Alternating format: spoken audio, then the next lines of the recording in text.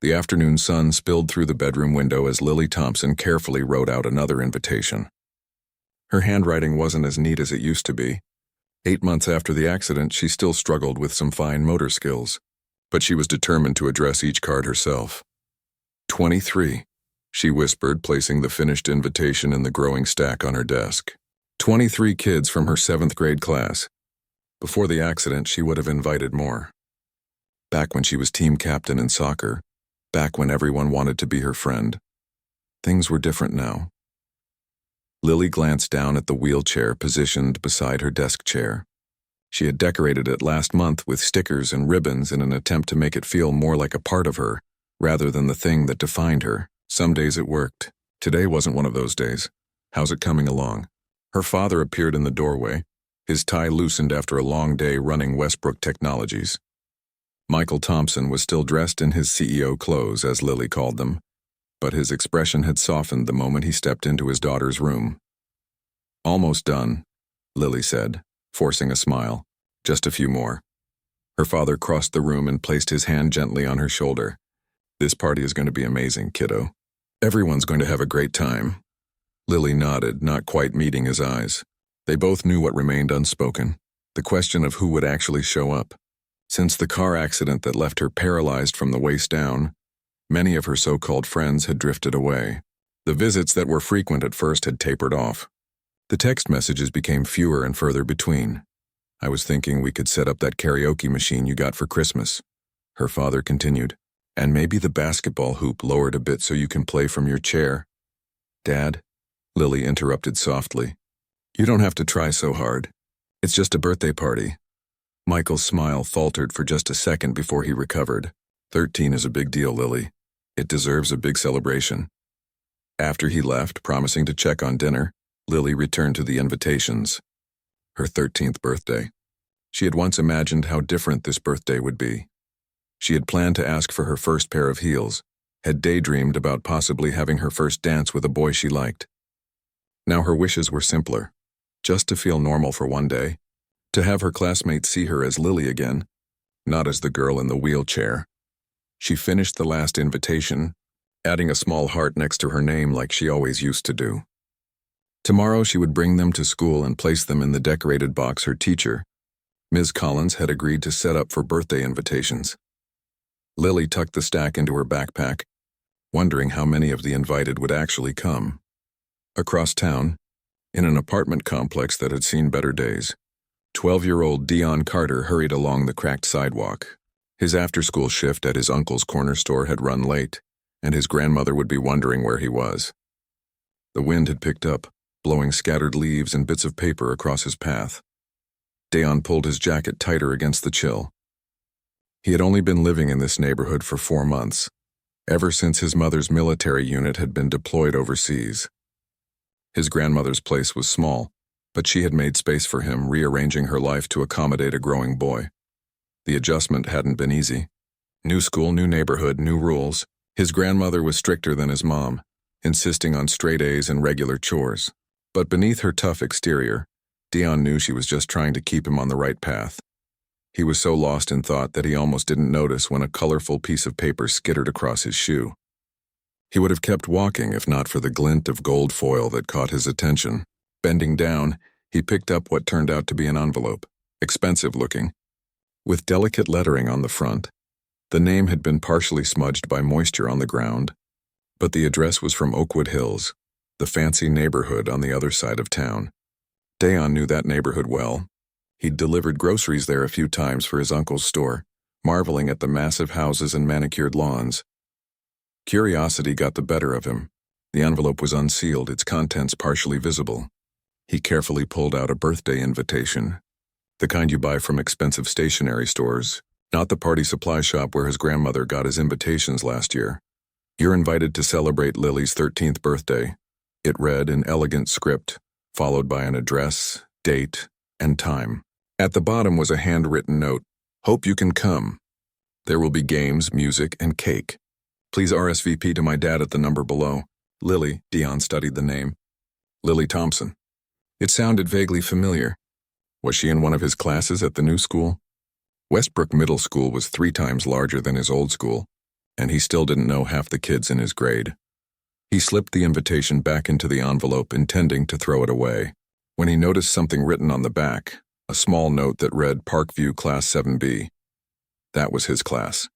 This Lily girl was in his class. Dion frowned, trying to put a face to the name. There were 28 kids in Ms. Collins' class, and he had only made a few friends so far. He kept to himself mostly, focusing on his grades like his grandmother wanted.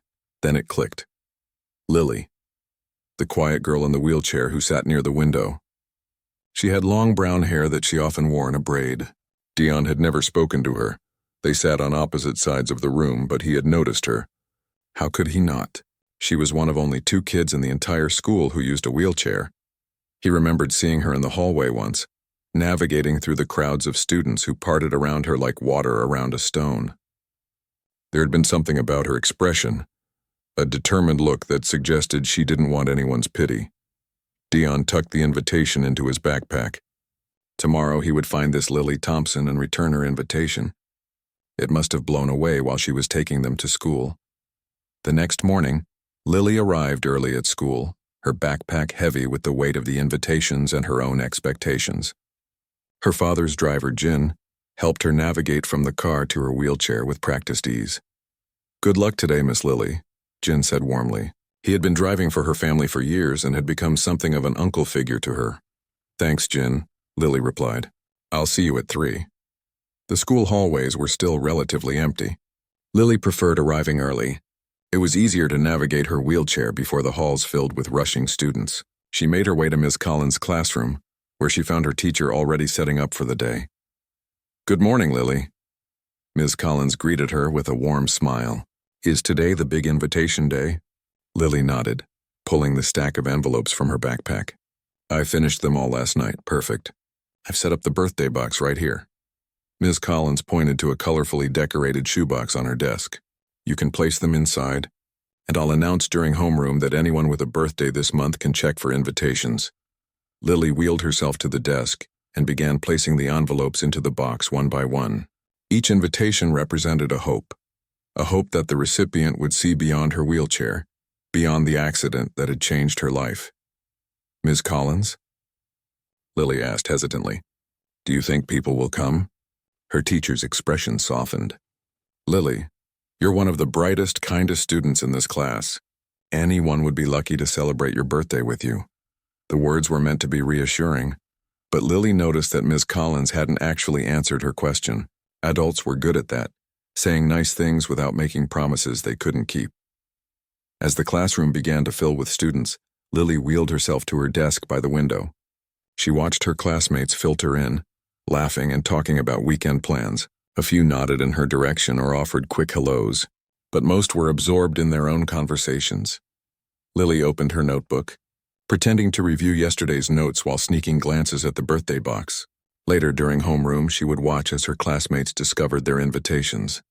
She would search their faces for genuine excitement, for signs that her party wouldn't be just another obligation, another chance for their parents to remind them about the importance of inclusion and kindness to that poor Thompson girl. What she didn't notice was the new boy, Dion, watching her from the doorway, an envelope held carefully in his hand. He hesitated, unsure whether to approach her directly or to simply add the invitation he'd found to the box on the teacher's desk. For now, he slipped into his seat at the back of the class, deciding to wait for the right moment.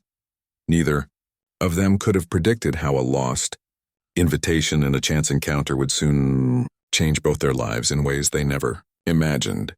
The Thompson estate hummed with activity. Workers moved across the sprawling backyard, setting up tables draped in pale blue cloth, Lily's favorite color. A team assembled a small stage where the band would play later.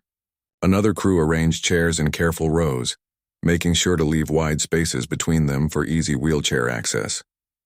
Michael Thompson stood on the back patio, checking items off a list while speaking into his phone. "Yes, I need the cake delivered by 3, not 4. The party starts at 3:30. He paused, listening to the response. "I understand you're busy, but I'm paying a premium for this service. Make it happen." He ended the call with a sigh. Jin approached from the house. "The decorators are asking where to hang the fairy lights, sir."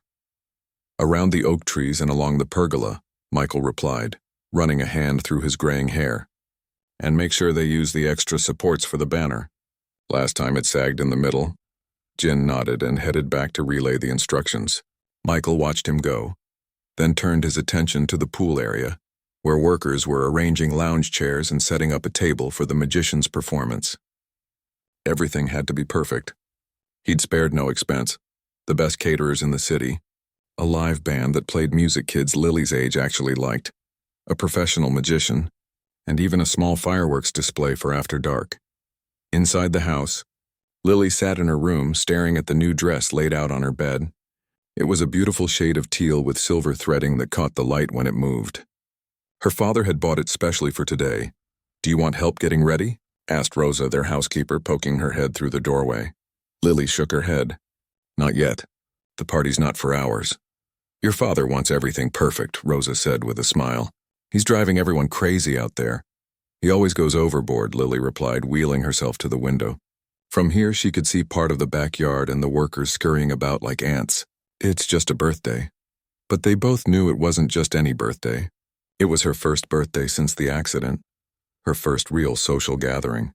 Her father had been planning it for months, convinced it would help her reconnect with her friends. Lily wasn't so sure. The invitations had gone out 3 days ago. So far, 15 kids had RSVP'd yes, mostly through their parents. She couldn't tell if they actually wanted to come or if their parents were making them. Either way, the thought of facing everyone made her stomach twist into knots. "I laid out your makeup on the bathroom counter," Rosa said gently. "The waterproof mascara like you asked." "Thanks." "Rosa." Lily forced a smile, grateful that Rosa understood she might need waterproof makeup today. Without having to explain why, after Rosa left, Lily wheeled herself to her desk and opened her laptop. She'd been journaling online since the accident, something her therapist had suggested. Today's entry was brief. "I'm scared no one will talk to me. I'm scared they'll just stand in a corner and whisper. I'm scared they'll only come because their parents made them. I'm scared I'll cry. I'm scared I'll wish I never had this party. But most of all, I'm scared everyone will have an awful time, and then they'll never want to hang out with me again." She closed the laptop without saving the entry. Some thoughts were better left unfinished. Across town, Dayon stood in his grandmother's small living room, the invitation in his hand. He'd been carrying it for 3 days now, ever since finding it on the sidewalk. He'd meant to return it to Lily at school, but somehow the right moment never came. She was always surrounded by teachers or aides, or else she was gone before he could approach her. And now it was Saturday, the day of the party. "What's that you've been staring at, boy?" his grandmother asked, entering the room with a basket of folded laundry. Dayon handed her the invitation. "I found it on the street near school. It's for a girl in my class." His grandmother adjusted her reading glasses. "Lily Thompson. Is that Michael Thompson's daughter?" "The tech company man," Dayon shrugged. "I don't know who her dad is. She's the girl in the wheelchair in my class." Recognition dawned on his grandmother's face. "Oh, that poor child. I read about her in the paper last year. Terrible car accident. Her mother died, if I recall correctly." Dayon hadn't known that. He tried to imagine losing his mom and being unable to walk all at once. The thought made his chest hurt. "The party's today," his grandmother noted, handing back the invitation. "Are you going?" "I wasn't invited," Dayon said. "I just found this. It must have blown away when she was bringing them to school." His grandmother sat down on the worn couch, patting the spot beside her. When Dayon joined her, she said, "You know, sometimes things don't happen by accident. Maybe you were meant to find this invitation." Dayon frowned. "What do you mean?" "I mean that girl probably needs friends right now. Real friends, not just the kind that hang around when things are easy." She gave him a knowing look. "Like those boys who stopped calling after your mom was deployed." Dayon stared at his sneakers. His grandmother didn't miss much. "But I don't even know her," he protested. "I'd be crashing her party." "Then bring a gift," his grandmother said simply. No one turns away someone bearing gifts. The idea seemed ridiculous. The address on the invitation was in Oakwood Hills, the neighborhood with houses bigger than his entire apartment building. People like him didn't just show up at places like that. "I don't have money for a gift," Dayon said, though he knew it was just an excuse. His grandmother gave him a look that said she wasn't fooled.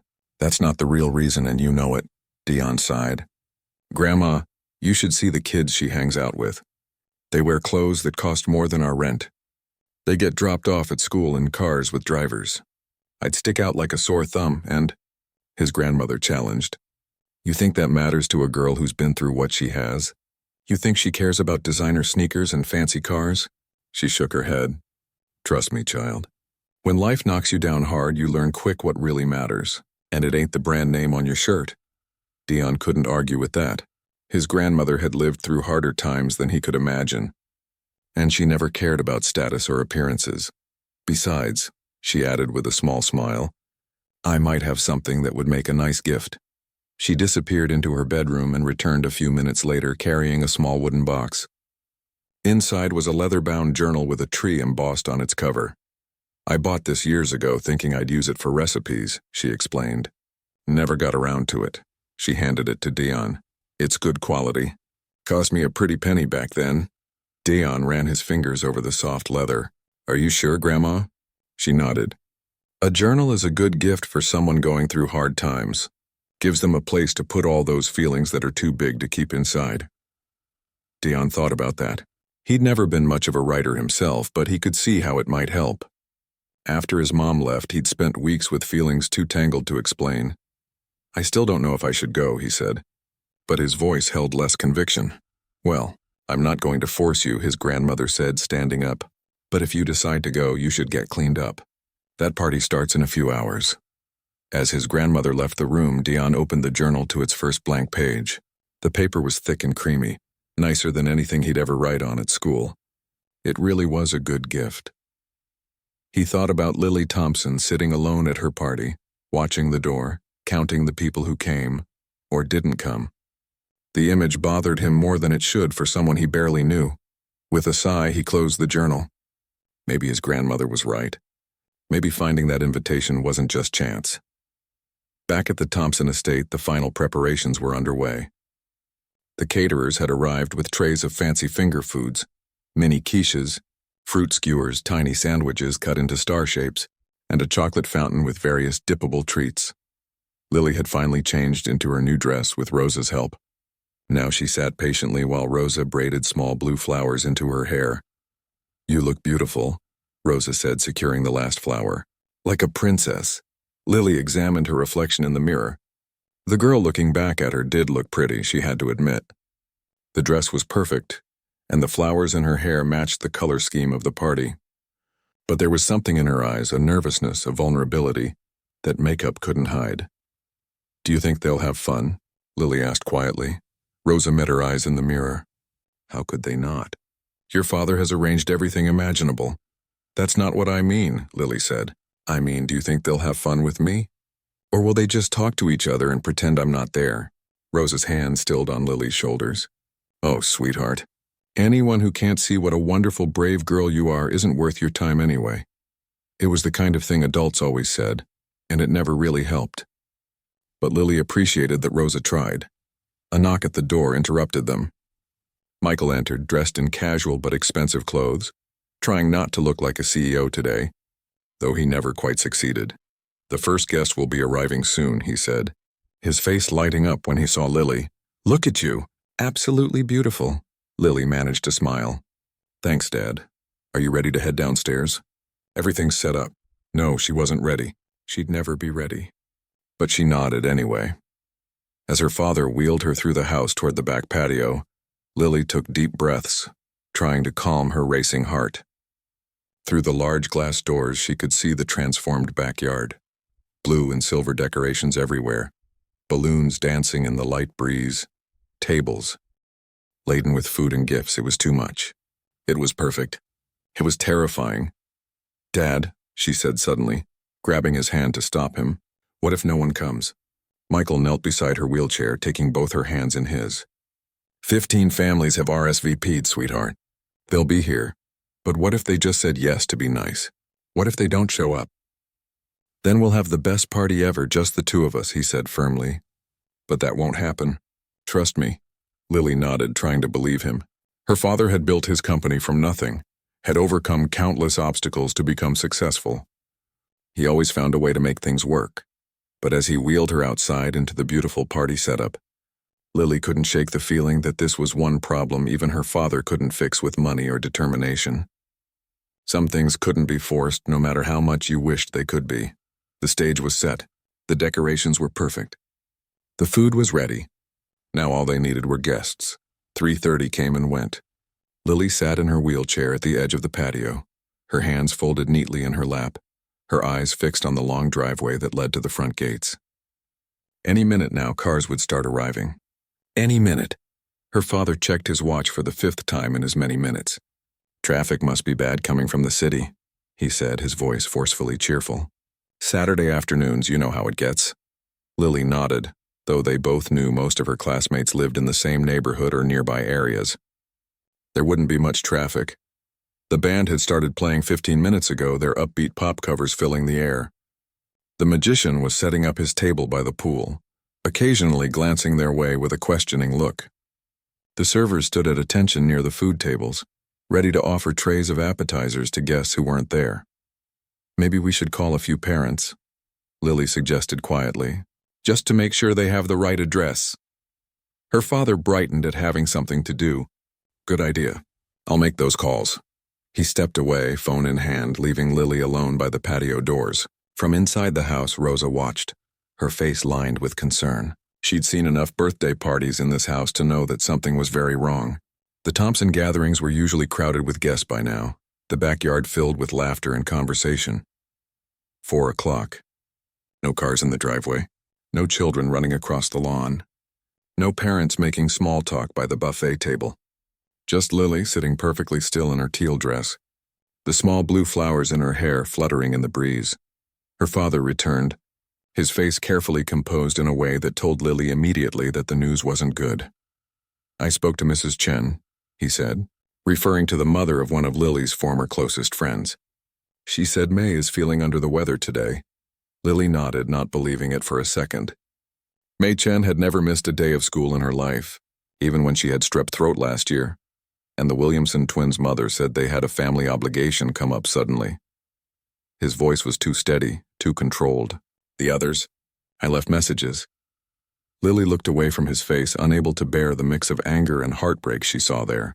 Instead, she gazed at the beautiful party setup, the tables with their blue cloths billowing gently, the silver balloons dancing in the breeze, the gifts from her father and the household staff arranged on a special table, all of it perfect, all of it empty. Dad, she said softly, it's okay. We can just have a family party. The band switched to a slower song, perhaps sensing the mood.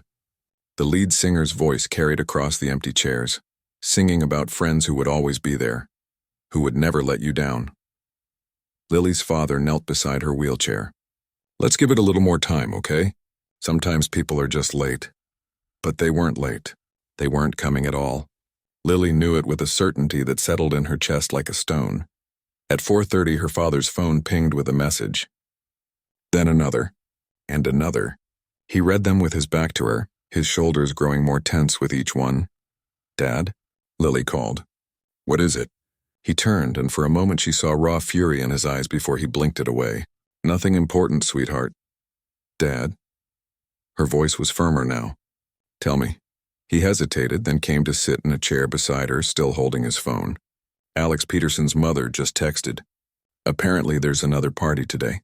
At Katie Walsh's house. Katie Walsh, the most popular girl in their grade, the girl who had once been Lily's best friend before the accident. The girl who had visited exactly once in the hospital, standing awkwardly at the foot of Lily's bed for 15 uncomfortable minutes before making an excuse to leave, and never coming back. All of them? Lily asked, her voice barely a whisper. They're all at Katie's? Her father didn't need to answer. The truth was written on his face. I'll call Katie's parents, he said, already scrolling through his contacts. This is completely unacceptable. They had to have known. Don't, Lily interrupted. Please don't. But sweetheart, I don't want anyone to come because you yelled at their parents, Dad. Tears welled in her eyes, but she blinked them back fiercely. I don't want them to come at all. Her words hung in the air between them. The band, noticing the conversation, had stopped playing mid-song, leaving an awkward silence broken only by the distant sound of the water feature in the garden.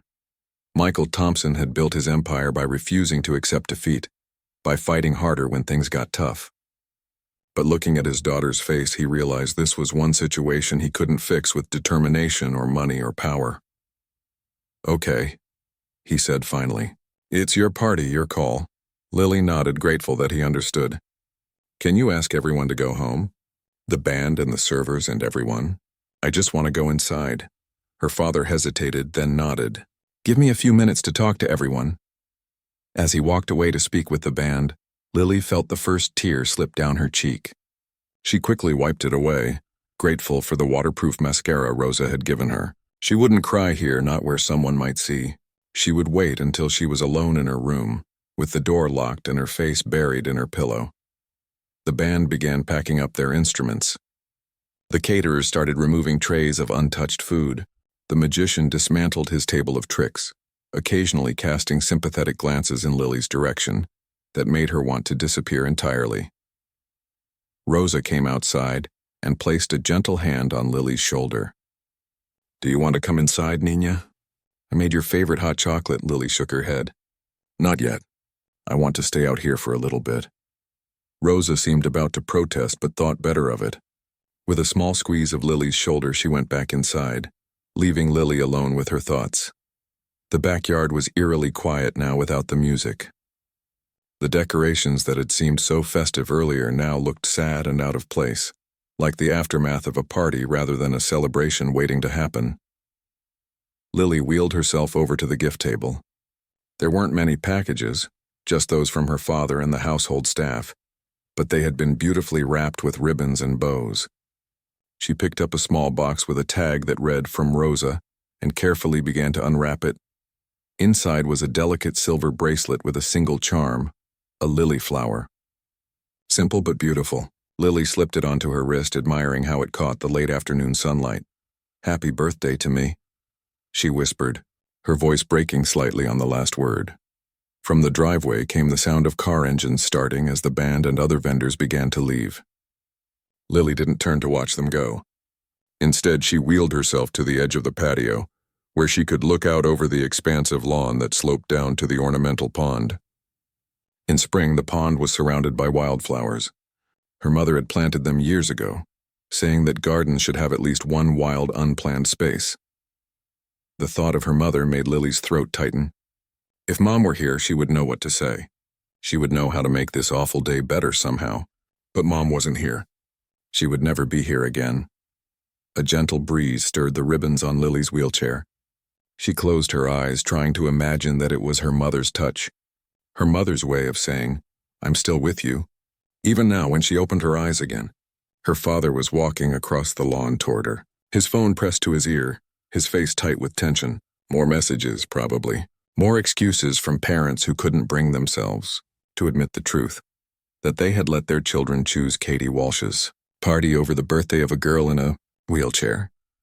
Lily wheeled herself away from the edge of the patio, not wanting to hear whatever new disappointments her father was about to share. She was tired of pretending to be okay, tired of being brave, tired of the pity she saw in everyone's eyes. She just wanted this day to be over. As she turned toward the house, movement at the far end of the driveway caught her attention. A figure was walking up the long drive, not driving but walking. In the distance, she could make out the shape of a boy about her age carrying something in his hands. Probably just one of the server's kids, she thought, or maybe someone delivering a package. She was about to continue into the house when the figure waved as if he had seen her watching. Lily hesitated, then lifted her hand in a small wave back. The boy quickened his pace, and as he drew closer, she realized with a start that she recognized him. It was the quiet boy from her class, the one who sat at the back and rarely spoke. The new kid whose name she could never remember. What was he doing here? He hadn't been on the invitation list. She was certain of it. She would have remembered his name if he had been. Her father had spotted him now too and was walking over to the driveway, his phone call forgotten. Lily watched as they exchanged a few words, her father's posture stiff and suspicious at first, then gradually relaxing. After a moment, her father turned and pointed in her direction. The boy nodded and began walking toward the patio, a wrapped package clutched in his hands, his expression a mix of nervousness and determination. Lily straightened in her wheelchair, suddenly conscious of her tear-streaked face and rumpled dress. She quickly wiped her cheeks and smoothed her skirt, her heart beating a strange rhythm of dread and hope. Who was this boy? And why had he come to her empty party? Dayon stood at the edge of the patio, clutching his grandmother's journal wrapped in simple brown paper tied with twine. He glanced around at the elaborate decorations, the tables of untouched food, and the workers dismantling what was clearly meant to be a big celebration. His eyes finally settled on the girl in the wheelchair, Lily Thompson wearing a pretty teal dress, her hair done up with flowers, sitting alone in the midst of an empty party. He almost turned around right then. This was clearly a bad time, but something in her expression, a mixture of hurt and pride, kept his feet planted where they were. "Hi," he said, his voice coming out quieter than he intended. "I'm Dion from Ms. Collins' class." Lily stared at him, surprise evident on her face. "I know who you are," she said, though they both knew they'd never actually spoken before. An awkward silence stretched between them. Dion shifted his weight from one foot to the other, while Lily's fingers fidgeted with the new bracelet on her wrist. "I brought you this," Dion finally said, holding out the package. "For your birthday." Lily hesitated before taking it. "How did you know it was my birthday?" Dion reached into his pocket and pulled out the invitation. "I found this on the sidewalk near school a few days ago. It must have blown away when you were bringing them to class." Understanding dawned on Lily's face as she looked at the slightly crumpled envelope. "So you weren't actually invited?" Her bluntness made Dion wince. "No, I guess not." He glanced over his shoulder at the workers packing up. "I can go. I didn't mean to crash your party or anything. I just thought—" He trailed off, not sure what he had thought. "No, don't go," Lily said quickly. Then more softly, "Please." Dion nodded, relaxing slightly. "So where is everyone?" As soon as the words left his mouth, he regretted them. The empty chairs and half-dismantled decorations told the story clearly enough. Lily's face clouded over and she looked away. There was another party, at Katie Walsh's house. Her voice was deliberately casual. Everyone went there instead. Everyone. Dion couldn't keep the disbelief from his voice. "Everyone who was invited," Lily confirmed, her eyes still fixed on some distant point beyond the garden. Dion didn't know what to say. He'd never been popular himself, but he'd never experienced something this cruel either. Their loss, he finally managed, which sounded lame even to his own ears. To his surprise, Lily laughed, a short, bitter sound. "Yeah, right. They're all at Katie's massive pool party with a DJ and pizza and ice cream, probably not thinking about me at all." She finally looked back at him. "You don't have to say nice things. It's pretty obvious what happened." Dion nodded, appreciating her honesty. "Yeah, it is. And it sucks." His simple acknowledgement seemed to reach her in a way that platitudes couldn't. Some of the tension left her shoulders. "You can open your gift," he said, gesturing to the package still in her lap. "If you want." Lily carefully untied the twine and removed the brown paper to reveal the leather-bound journal. Her fingers traced the tree embossed on the cover. "It's a journal," Dion explained unnecessarily. "My grandma gave it to me to give to you. She said it helps to write things down sometimes. Especially when—" He hesitated, then continued. "When you're going through hard stuff." Lily opened the journal, running her hand over the blank first page. "It's beautiful," she said softly. "Thank you." Across the lawn, Michael Thompson stood watching the interaction with a mixture of emotions. Relief that his daughter wasn't completely alone on her birthday. Curiosity about this boy who had shown up uninvited. Anger, still simmering beneath the surface at the families who had chosen to abandon his daughter. And beneath it all, a deep sadness that he couldn't fix this for Lily. Couldn't make her peers see past her wheelchair to the amazing person she was. "Sir?" Jin approached quietly. "The last of the staff are leaving. Should I tell them to take the food to the kitchen?" Michael nodded absently, his eyes still on Lily and the boy. "Yes, and Jin? Tell Rosa to hold off on dinner. Let's see how this goes." Back on the patio, an uncomfortable silence had fallen again. Dion glanced at the dismantled party around them, then back at Lily. "So, is there any food left?" he asked. "I walked all the way from Pinewood Gardens and I'm kind of starving." Lily blinked at him, then smiled, a small, genuine smile that transformed her face. "Pinewood Gardens? That's like 3 miles from here," Dion shrugged. My grandma doesn't have a car, and the buses don't run to Oakwood Hills on weekends. You walked 3 miles to come to my party? Well, I didn't know it was 3 miles when I started, Dayon admitted. Google Maps said it was more like 2. But yeah, I walked. Lily seemed to consider this for a moment, then turned her wheelchair toward the house. Come on, there's enough food in there to feed an army. And cake. There's definitely cake. Dayon followed her as she expertly navigated her wheelchair up the gentle ramp into the house. Inside, he tried not to stare at the grand foyer with its sweeping staircase and crystal chandelier. The Thompson home was even more impressive than he had imagined. Rosa appeared from a side door, her eyes widening slightly at the sight of Dayon. Lily? Would you like me to set up dinner for you and your friend? Yes, please, Lily replied. But can we eat on the back deck? It's too nice to be inside. Rosa's face softened with relief. Of course. I'll bring everything out. She disappeared back through the door, and Lily led Dayon through the house to a smaller, more intimate deck than the main patio. This one had a wooden table with built-in benches and overlooked a different part of the garden, where a small stream bubbled over rocks before emptying into a pond. This is my favorite spot, Lily explained as she positioned her wheelchair at the table. My mom and I used to have breakfast out here every weekend.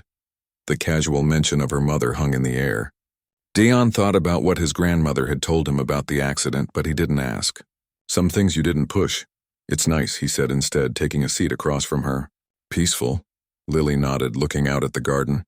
Yeah, sometimes I come out here just to think or read or whatever. Do you like to read? Dayon asked, grateful for a normal topic of conversation. Lily's face lit up. Love it. Especially fantasy stuff, worlds where anything is possible. Me too, Dayon said, surprised to find they shared this interest. I'm reading this series right now about a school for kids with magical talents, but it's not like Harry Potter or anything. These kids can do weird stuff like talk to machines or control plants. The Blackwood Files, Lily guessed, leaning forward. I've read those. I'm waiting for the 5th book to come out. I'm only on book 3, Dayon admitted. My grandma gets them from the library for me, but there's always a waiting list. I have all 4, Lily said. You can borrow them if you want. Their conversation was interrupted as Rosa and another staff member appeared, carrying trays of food, mini sandwiches, fruit skewers, small quiches, and a variety of desserts. The cake is coming, Rosa assured Lily, setting down the trays. Your father asked if you want to wait for him before cutting it? Lily glanced at Dayon, then back at Rosa. Tell him yes, please. But we'll start with this stuff. After Rosa left, Dayon stared at the spread before them.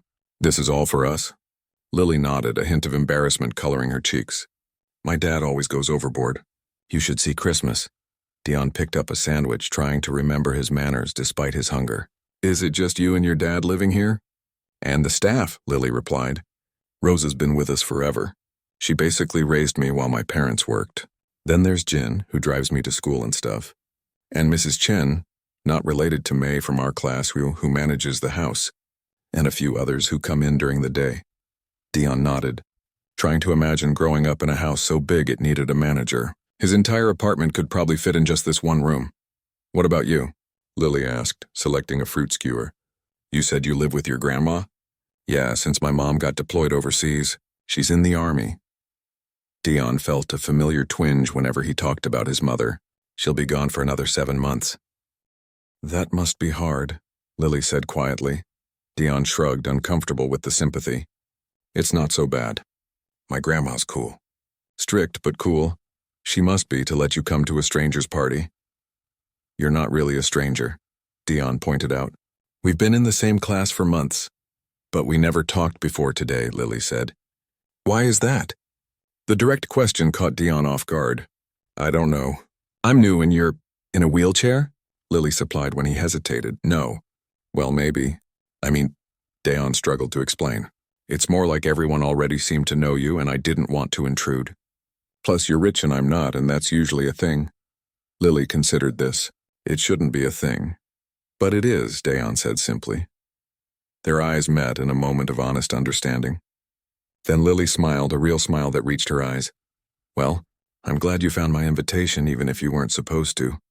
From the doorway, Michael Thompson watched the exchange, a complicated mix of emotions on his face.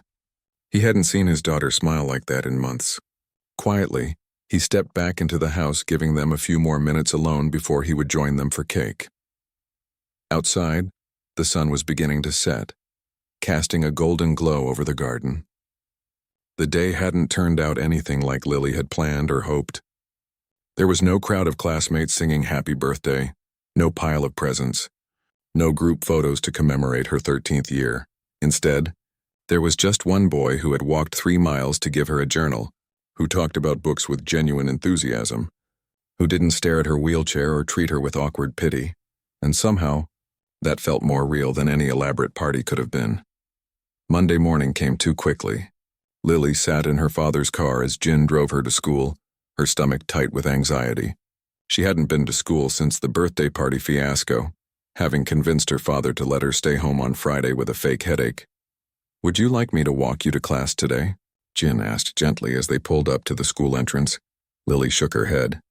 "No thanks. I can manage," but as Jin helped her into her wheelchair, she wasn't so sure. Facing her classmates, the same ones who had chosen Katie Walsh's party over hers, seemed suddenly impossible. "Text if you need anything," Jin reminded her. "I'm only a phone call away." Lily nodded, gathering her courage as she wheeled herself toward the entrance. She was so focused on her own thoughts that she almost didn't notice the figure waiting by the door until he stepped forward. "Hey," Dion said, falling into step beside her wheelchair. "I thought you might want some company." Relief washed over her. "How did you know what time I'd get here?" Dion shrugged. "I didn't. I've been waiting for 20 minutes. Something warm unfurled in Lily's chest. "You didn't have to do that." "I know." He held the door open for her. "But I wanted to." As they moved through the hallway together, Lily became acutely aware of the stares and whispers. Word of the competing birthday parties had clearly spread throughout the school. Some kids looked away guiltily when she passed. Others whispered behind their hands. "Just ignore them," Dion said quietly. "They're not worth your time anyway." They reached Ms. Collins' classroom to find most of the students already there, clustered in small groups, talking. The room fell silent when Lily entered. She felt her cheeks burn as she wheeled herself to her desk, keeping her eyes firmly fixed ahead. Katie Walsh stood by the window with her usual group of friends, including Mei Chen, who had supposedly been sick on Saturday. Katie glanced over and then quickly away, having the grace to look at least somewhat ashamed. "Lily," Ms. Collins greeted warmly. "It's good to see you today." Lily managed a small smile, grateful for the teacher's kindness. She settled at her desk and began unpacking her books, trying to appear busy. To her surprise, Dayon didn't go to his usual seat at the back of the room, but instead sat at the empty desk next to hers. "You don't have to babysit me," Lily whispered. "I'm fine." "I know," Dayon replied, pulling out his worn math textbook. "The light's better over here. Less glare on the board." They both knew it was an excuse, but Lily appreciated it nonetheless. The day passed more easily than she had expected with Dion nearby. At lunch, instead of sitting alone as she had feared, she found herself at a table with Dion and 2 other kids she barely knew. Alex, a quiet boy with thick glasses who apparently shared Dion's love of science fiction, and Zoe, a girl with purple-streaked hair who did beautiful drawings in the margins of her notebooks. "So you're into the Blackwood Files too?" Alex asked, his face lighting up when Lily mentioned lending the books to Dion. "The 4th one has the best twist ending ever." "Don't spoil it," Dion protested. "I'm still on book 3. "Your secret's safe with me," Lily promised with a smile. Zoe slid her sketchbook across the table. "I've been drawing the main characters. What do you think?" Lily flipped through pages of detailed illustrations, characters she recognized from the books rendered in Zoe's distinctive style. "These are amazing," she said honestly. "You're really talented." Zoe shrugged, but her pleased smile was unmistakable. "I want to design video games someday." By the end of lunch, Lily realized she hadn't once thought about Katie Walsh or the birthday party disaster. These 3 kids, who weren't part of any popular crowd, who each marched to their own beat, had simply accepted her, wheelchair and all, without making a big deal about it. The weeks that followed established a new rhythm. Lily found herself looking forward to school again, to sitting with her small group of friends who valued her for who she was, not what had happened to her. The whispers and stares gradually faded as the birthday party drama was replaced by newer gossip. At home, the change in Lily was noticeable. She talked more at dinner, sharing stories about Alex's crazy science theories or Zoe's latest artwork. She began using the journal Dion had given her, filling it with thoughts and observations and even a few tentative poems. Michael Thompson watched the transformation with relief and gratitude. When he learned that Dion walked or took 2 buses to visit on weekends, he immediately arranged for Jin to pick him up and drop him home. When Dion mentioned that his grandmother couldn't afford the latest Blackwood Files book that had just been released, Michael ordered a copy for each of the friends without mentioning it to Lily. Small gestures that he knew better than to make a big deal of. One evening in late spring, as Lily and Dion sat on the back deck working on a science project, Michael overheard a conversation that brought tears to his eyes. "Do you ever wish things were different?" Dion asked, looking up from his textbook. "You know, with your legs and stuff." Lily was quiet for a moment, considering. "Sometimes," she admitted, "when I see people running or dancing or whatever. But then I think about how if the accident hadn't happened, I'd probably still be hanging out with Katie and her crowd, caring about all the stupid things they care about." "Like what?" "Like being popular. Having the right clothes or the latest phone." Lily shrugged. "I was turning into a real jerk, to be honest.